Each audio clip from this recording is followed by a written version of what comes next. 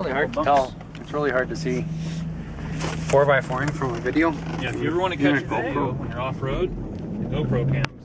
Suction cup it to the front window. And if you ever want to show anyone what you did, there's a YouTube video with our yellow Hummer, actually a couple of them, with the GoPro cam. And the GoPro digitally enhances the photo and takes the vibration out of it. Don't ask me how, but it does it. It's really amazing. There's another, they have a competitor now, another company actually, that just came out.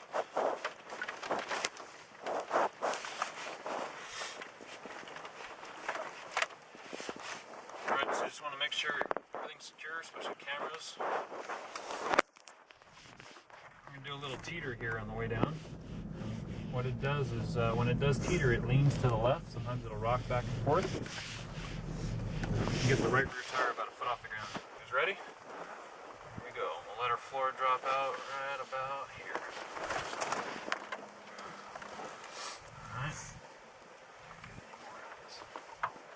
Save the best for last. Here we go.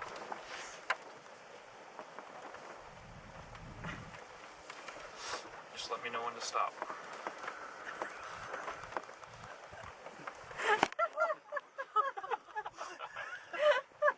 What was really crazy is the first time that I came down here after the flood. Now we're going to do three wheels. Here's the three-wheel action. Right after this last flood we had, I didn't realize how far the sand had gotten washed out. So when I came down the first time, I was doing it fairly slow, as you can imagine.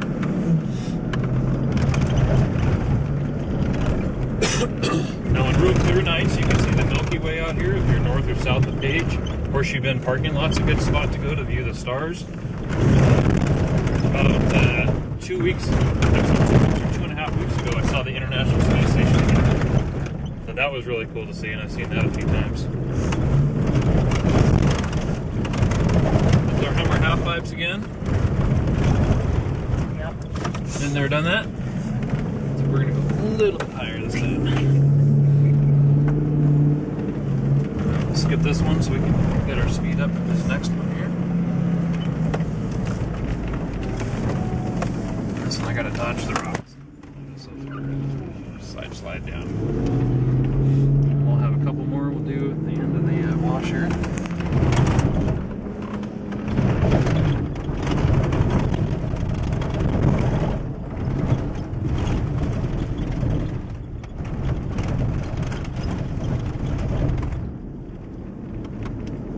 We can get up the drift through here. Sand just got there just right to make that happen.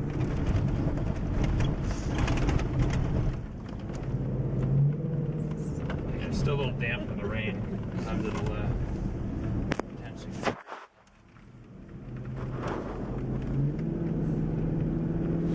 So over here on the far right is the other side canyon that also floods into Waterholes Canyon. So that's what's really interesting is what I've noticed is that canyon will flood first, and then the next day or a few days after that is when Secret Canyon will flood. And it always seems to happen that way. It's just really odd, I guess, from what I've noticed.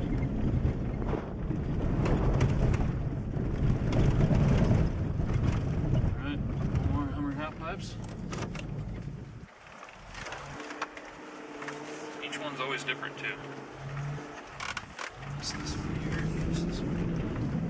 Save the best for last. I just gotta watch out for that yucca plant there, so I'll take it out.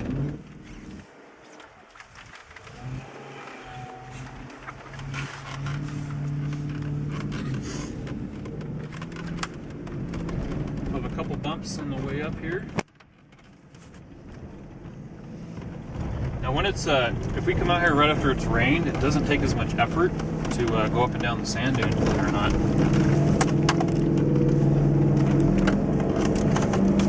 Have you ever been to the Oregon sand dunes? No, I've never been there. I've never been to Pismo either, but I used to go to Glamis all the time in Imperial County, east of San Diego. On real busy weekends, Halloween, Thanksgiving, Easter, you'll get up to anywhere from 200,000 people to 500,000 people in one weekend come out there. It's pretty amazing. Yeah, Glamis is one I've always tried to talk my buddies into. Yeah, you don't want to go there in the summer though. It's very hot. Yeah. Even in the winter, if you happen to go there and you're in a tent, to make sure you definitely have a mattress underneath you, because you can feel the coolness of the sand coming through there. Are you going to head up into Utah at all while you're down here? I don't think so. I have enough time, I would say. Well, if you ever happen to, are you going to head back south when you leave? Yeah. Yeah. If you ever happen to go up towards Zion, we have the pink coral sand dunes, and they're up about 6,000 feet in elevation, and those are really cool to check out too. I'd say they're probably about an hour and a half away. And then you have Dumont on the other side of Las Vegas on the way up to Death Valley. And that's supposed to be pretty interesting. That's one I've never checked out before, but there's some pretty extreme razorbacks up in that area.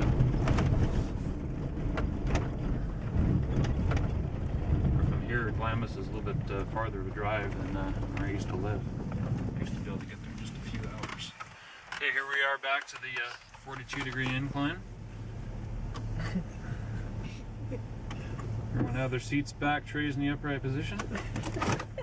Actually, don't worry about the seat part. It's going to go back all on its own. Does it need any help? Here we go.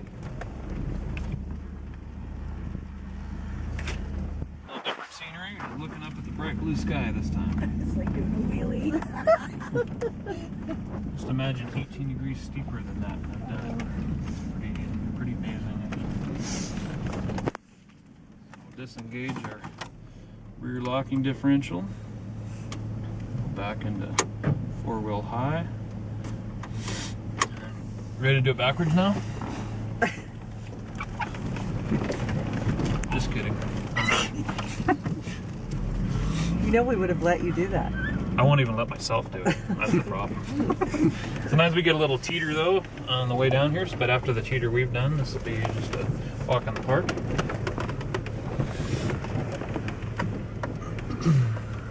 Just a slight teeter.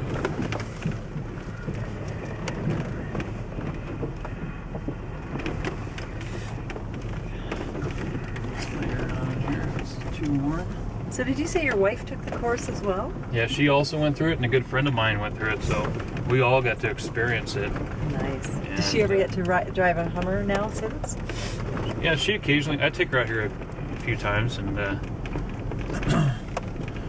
I've had fun with her in-law, or with my in-laws out here actually before too, for all the pranks they've played on me.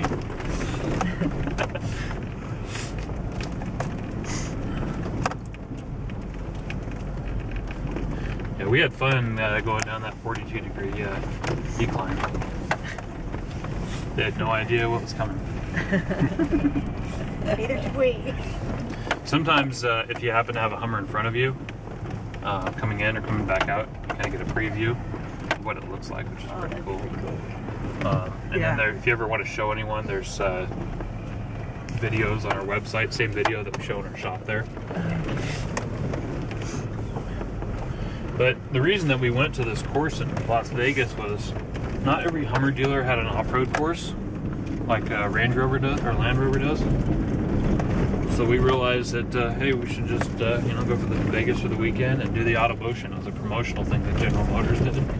Nowadays, to do the off-road course for the Hummer, it costs about $2,000 to $2,500, and that would be in northern Indiana at the AM General's proving grounds where they test all their vehicles. Do you ever watch Top Gear? There's a British version. There's also an American version that they go and